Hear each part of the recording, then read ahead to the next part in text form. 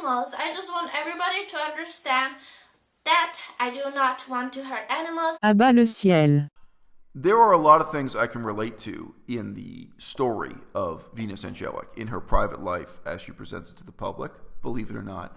And there are a lot of things I can appreciate about her channel, positively, believe it or not. Venus Angelic has reflected at some length about the feelings of lasting guilt she has because of her experience accidentally harming and killing a small number of animals when she was a child. I did not do it on purpose, and I really, really, really wish I could have held her more tightly, that she would not have felt the pain. But even now, when I remember the crying voice, and I can remember it quite clearly, it's just, I don't know what to, To some extent, she is still haunted by the memory of, the noises this one little dog made when she accidentally broke its leg.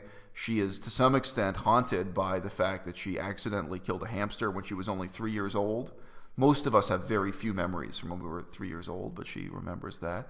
And she says, passionately, in trying to deal with the defamation she's endured from her own mother, from her own family members, which is a terrible thing to go through, by the way. It is truly traumatic in a way I think many people can't relate to be defamed by someone who knows you intimately, to be defamed by your own mother, to have your own mother claiming that you're crazy or insane. Because of a post my mom made on her Instagram, some people started to believe that I actually abuse animals, and I also have an eating disorder and Asperger's, and I'm a sexual and an alcoholic. That is very, very hard to deal with, and I think most people at any age would be scarred by that experience.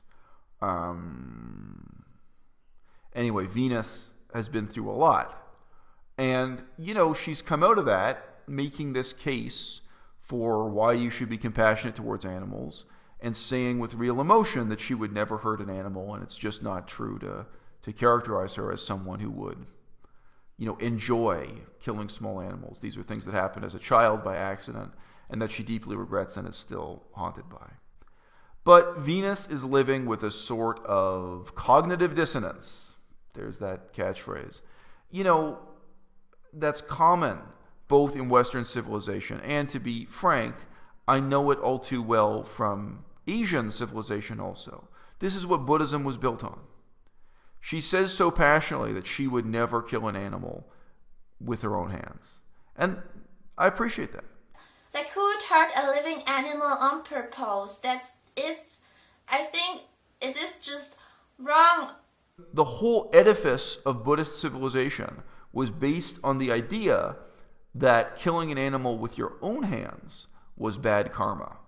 But if you pay a butcher to do it, then the butcher goes to hell and you don't.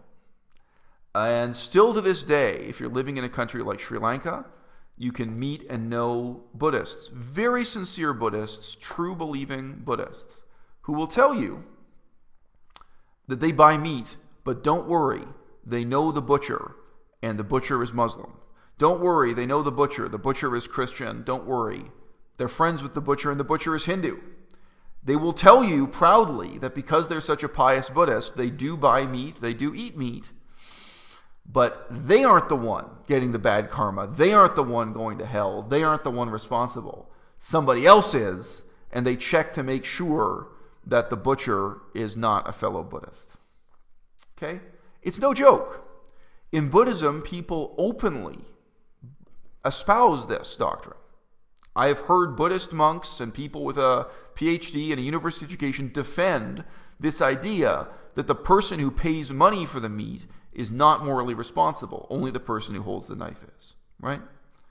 And in Western civilization, this is normally implicit. This is normally tacit. This is normally something that people don't think through clearly, don't explain clearly, but they believe on a deep and unspoken level. Venus Angelic, and again, I'm not hating on her. There are things I appreciate about her channel, things that really impress me about what she does on YouTube. Although I'm not the target audience. I'm not going to watch a bunch of videos about how to do your makeup or how to change your hair color. That ain't me. But nevertheless, it's so striking to me that this woman has a powerful moral commitment to never harming animals and is haunted by these memories of how she accidentally did hurt and kill some animals in her childhood. But she sees nothing wrong with chopping up the dead body of a chicken and putting it into a soup in her own kitchen. She sees nothing wrong with buying and chopping up and chewing and eating the body parts of dead animals, whether those are fish or pigs or cows. It's not that hard to make the connection. It's not that hard to realize. This animal is dead on your chopping board now. This animal is dead on your fork, is dead on your plate, because you paid someone to kill it. And the worst thing is, look, if you're talking about hunting an animal in the wild, a bird that got to live in the forest, a bird that was raised by its own mother in a nest, and that flew free and pursued its own life until one day the bullet from a hunter's gun struck it down dead. That's one thing. But the reality is the chickens we eat in Western civilization, in the modern world, they are born just to die. They live their whole lives in captivity. The only world they know is a world made out of concrete and steel. The only food they ever eat is food given to them by a human hand. What hand? The same hand that one day will wring their necks. It's the same hand. They live without ever knowing a relationship with their own parents, without ever knowing what it's like to forage in the wild. And the same is true about the pigs and the cows.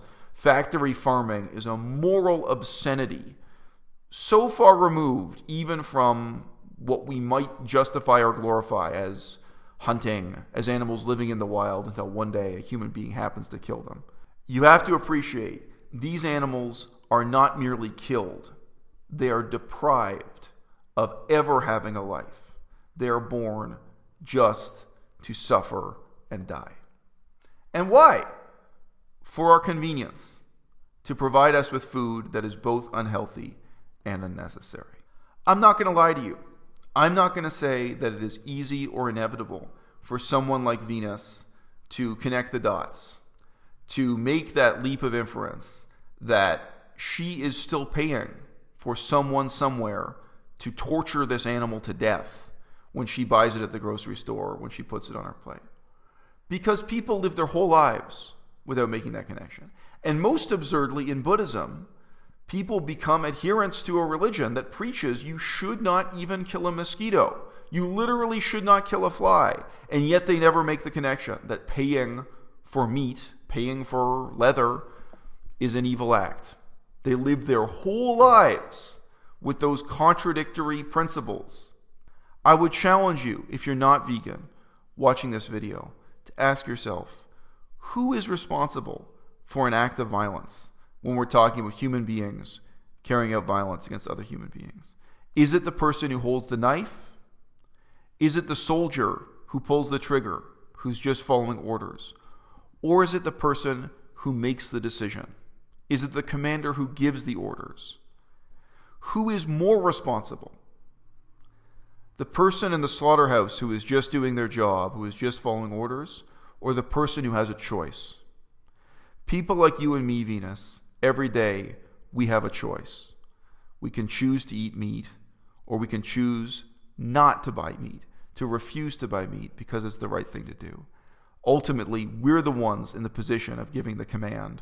We're the ones creating the demand. It's us as consumers who have to be morally responsible for violence against animals.